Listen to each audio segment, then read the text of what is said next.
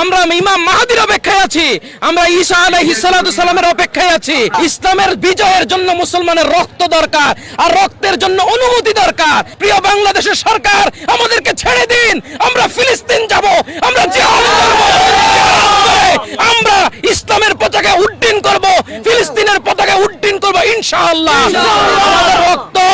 আমাদের রক্ত সাহাবীদের রক্ত, আমাদের রক্ত ওমরের রক্ত, আমাদের রক্ত উসমানের রক্ত, আমাদের রক্ত আলীর রক্ত, আমরা খালিদ বিন ওয়ালিদের উত্তরসূরি ইনশাআল্লাহ।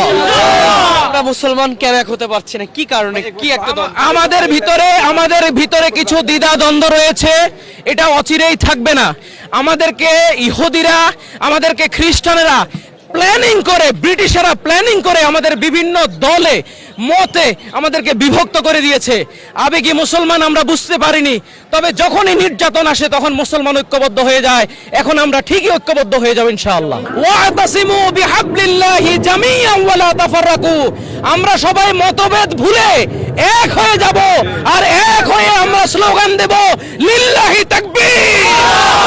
আল্লাহ রাব্বুল আলামিন বলেছেন ওয়াতাসিমু বিহাবলিল্লাহি জামিআন ওয়া লা তাফাররাকু। আল্লাহ রাব্বুল আলামিন বলেছেন আল্লাহর রজ্জুকে সবাই মিলে যদি আমরা ঐক্যবদ্ধভাবে ধরি, আমরা এক আল্লাহর রশিকে যদি সবাই মিলে ধরতে পারি, তাহলে ইহুদি কেন, গোটা কুফফারদেরকে আমরা ধ্বংস করে দিতে পারি। জাল হক ওয়া যাহাকাল বাতিল ইন্নাল বাতিলা কানা যাহুকা। আমাদের এমন একটা সময়, এমন একটা সূর্য উদিত হবেই যখন ইমাম মাহদি আসবে। আমরা ইমাম মাহদির অপেক্ষায় আছি, আমরা ঈসা আলাইহিস সালাতু সালামের অপেক্ষায় আছি। আমরা ঐক্যবদ্ধভাবে কাজ করব।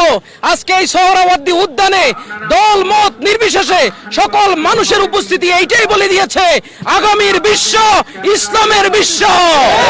আগামীর বিশ্বে ঝান্ডা উঠবে শুধু একটাই, সেটা হলো ইসলাম, ইসলাম, ইসলাম চলবে। আমরা তো ইমানি বলে বলিয়ান হতে হবে শুধু আল্লাহর কোরআনের একটি আয়াতকে কেন্দ্র করে, সেটি হচ্ছে ওয়াতাসিমু বিহাবলিল্লাহি জামিআন ওয়া লা তাফাররাকু। আমরা সবাই মতভেদ ভুলে এক হয়ে যাব, আর এক হয়ে আমরা স্লোগান দেব লিল্লাহি তাকবীর, লিল্লাহি তাকবীর, লিল্লাহি তাকবীর।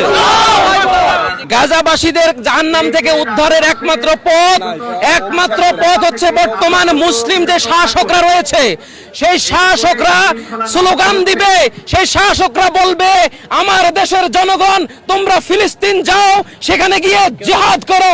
এরকম জিহাদের একটা অনুমতি দিলে আমরা সেখানে গিয়ে আমরা তাদের প্রতিহত করব।